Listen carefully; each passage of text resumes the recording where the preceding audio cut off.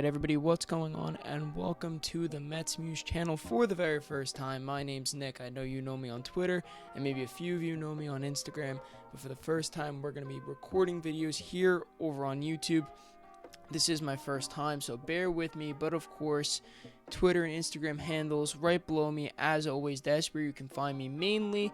But, of course, you know, I announced it on the Twitter, and we're going to be starting up with the YouTube content. And what other way to start it than by talking about Pete Alonso, the biggest news in Metsland right now. It seems like every week that the news is changing. Pete's going here, Pete's going there. We don't really know what's going on. Well, I'm going to break it all down for you. What's going on with Pete, and what alternatives are the Mets looking at this current time? So I think we should start off where really the news with Pete started this week. During Amazing Day, Steve Cohen sat down with the fans and was very honest with them. He said, listen, the Soto negotiations were tough, but it's been tougher with Pete Alonso. You can hear the frustration in his voice, and he certainly was not happy with the way things were going. His main gripe with Pete and his camp, and by his camp, of course, we're talking about Scott Boras, is the way that the contract was being structured. Now, according to Evan Roberts on WFAN, Scott Boras was presenting contracts where if Alonso were to opt out, the Mets would owe him bonus money. And Scott Boras kind of bounced back from that, and from what Cohen said, by saying that no, really these are standard practices for and typical contracts that he's proposing for players who have qualifying offers and were former All-Star players. Andy Martino reported last night, this morning around that time, I tweeted about it over on the Twitter, that Pete Alonso is not expected to get a better offer than what he got from the Mets initially, and what we believe to be was a 3-year, $70 million deal with opt-outs and deferrals included. A couple contracts that I want to talk about that kind of relate to Alonso. Starting firstly, Vladimir Guerrero Jr., something that I keep talking about is that he settled on arbitration with the Blue Jays for $28.5 million, I believe, just a couple weeks back now. And, you know, Vladdy, a guy that the Mets are looking at, obviously what I believe is to be a next year plan. You know, one of the best first basemen, you could argue the best first baseman in all of baseball last season, and he's settling for this season at $28.5 million. Of course, for Pete, we're really only looking for a 1 to 2 year situation at this current moment for him. And so if Vladdy's settling at $28.5 million for this season, really how much are you paying Pete Alonso this year? I understand the argument, you got to pay Pete for what he did for you in the past, but look at Pete Alonso right now, a guy with declining power. You can argue now, this is obviously the way we're looking at it, a guy with declining power, declining OPS numbers for the last 2 years. How can you justify giving him more average annual value per year than Vladimir Guerrero Jr.? Honestly, at this point, let's just say it, as a guy who loves Pete, Pete was my my first favorite baseball player, really one of the guys that helped me to fall in love with baseball. You know, Pete's really not worth that at this point. And so that's where we really stand. And Andy Martino saying, hey, Pete might not get a better contract than that. You know, who is Pete talking to right now? His market very small. The first base carousel kind of already happened. And, you know, many rosters are getting set for opening day. Well, there's 3 teams that seem to be in the mix. It's the Blue Jays, the Angels, and still until proven otherwise, until, you know, the Mets sign somebody else or Pete goes somewhere else, the Mets are in the mix for Alonso. He did turn down that deal, but I'm not going to say that the Mets aren't still in the mix for Alonso. He met with the Angels last Thursday and seemingly was having talks with the Blue Jays. But hey, here we are Monday night, and as the time of this recording, and nothing has materialized for Alonso. So certainly, you know, we're going to have to wait longer. Andy Martino, I brought up his report from today. He also said that Alonso might not even get a deal until spring training. Even that, you know, we looked at guys like Blake Snell and Jordan Montgomery that going into spring training, you know, where were they going to sign? Where were they going to sign? Well, Pete Alonso might be in a very similar situation that he put himself in. You know, Scott Boras and Pete, you know, they were really playing long with the Mets standing firm. Well, the Mets standing firm too.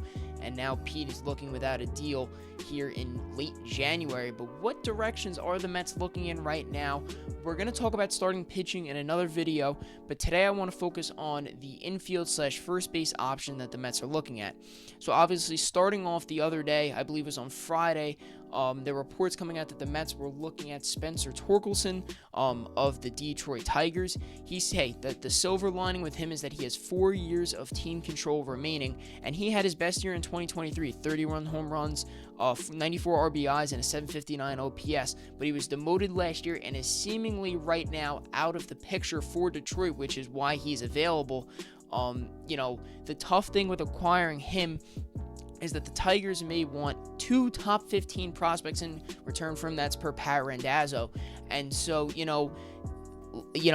there's upside and there's downside with acquiring Spencer Torkelson. Obviously not the name that the Mets are looking for at first base as we look for protection for Juan Soto, but an option that they're looking at. Again, the appealing part with him is the 4 years of team control. But, it's just... right now, the Mets are looking for that protection for Soto that they seemingly promised to him and that we're looking for in this lineup, because if you look at this lineup right now, hey, they added Juan Soto, but where's the pop out of Soto, Vientos, and Lindor? I've been saying it. Really, you have 3 good, reliable hitters in that lineup. I don't know how I feel about Nimmo at this time. Where is he going to bat in that lineup? How does he fit in? The Mets really need that protection for Alonso, and does Spencer Torkelson really provide that or have enough upside? I'm not sure if he moves the needle enough for me. So that's why we move to our second option, Ryan Mountcastle, and he's a really interesting one. Less years, 2 years of team control remaining, but he is on a pretty cheap contract. He is a David Stearns guy for the sole fact that not only could play first, but he could play left. If you remember, he did play left field for a few years. He smashes lefties, an 841 OPS and a 733, solid against righties. With Ryan Mountcastle, the interesting thing is he had his best year back in 2021. He hit 33 home runs, but since then, his power has declined each year. Kind of similar in the way that we've seen Pete Alonso for the last few years, his power declines. So it's interesting to me when I looked into the Mets, looking into Ryan Mountcastle, they don't want to sign Alonso because Alonso's been off a few down years. But yeah, you're looking at a guy via trade, Ryan Mountcastle, who's had a couple of those now, and his power's declining similar to the way that Alonso's is. Interesting from the Mets. So obviously right now you have Spencer Torkelson and Ryan Mountcastle. Those are the trade options, but we do know that David Stearns and the Mets primarily, if not preferably, are looking to an infield youth movement. And what does that mean? That means moving Mark Vientos from third base, where he played pretty well last year, over to first. We know he can play first, and looking towards the youth to fill in the infield. We're talking about the Ronnie Mauricios, the Brett Beattys to get their shots in the infield, third base, second base. Interesting, Carlos Mendoza spoke at Amazing Day, and it was probably one of the biggest takeaways of the day, is that Luis Angel Acuna is going to get big opportunities at second base, and that seems to fit their infield youth movement approach if they're not to land Alonso.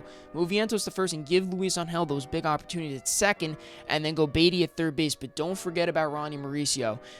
We know that Ronnie is still dealing with some injury issues. We don't really know, what position he's going to be in for spring training. But, he's going to fit into this infield somehow. But back to Luis Angel, he's going to be playing a big role with the Mets in 2025. It'll be interesting to see how Jeff McNeil fits into that whole picture.